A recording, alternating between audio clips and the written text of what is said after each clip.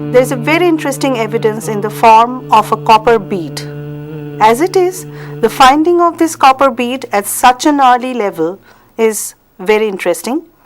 But more than that, it has been analyzed that some traces of cotton thread was adhering to this copper bead.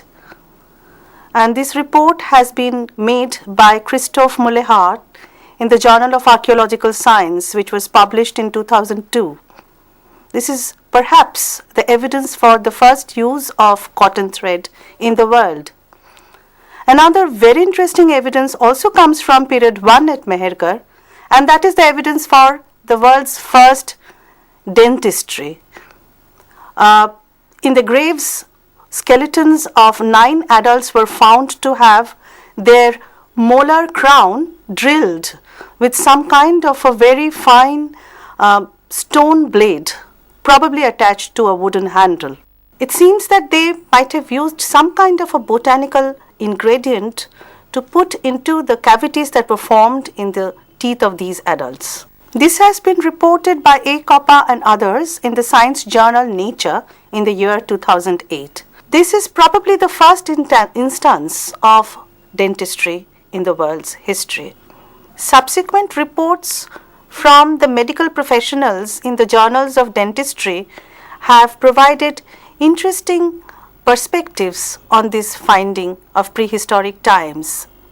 Period 2 at Mehergarh reveals greater number of artifacts and probably a more complicated craft activity.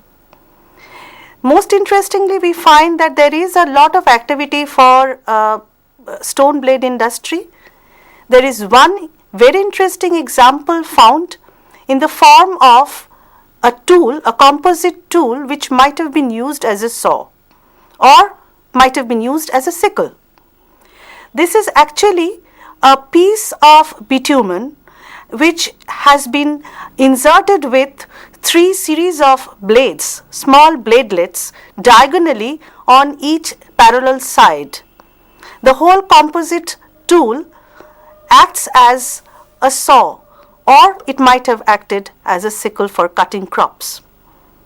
This is a very wonderful innovation tried out by the Mehergarh farmers. From period 2 onwards, there is distinct evidence for craft specialization.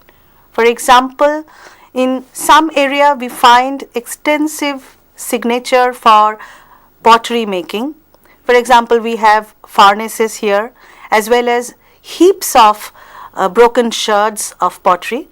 Now this actually reveals the coming pattern of craft specialization in more and more complex village lives. People were gradually progressing in their farming activities and they were providing scope for other secondary activities to the people who did not have to produce their own food.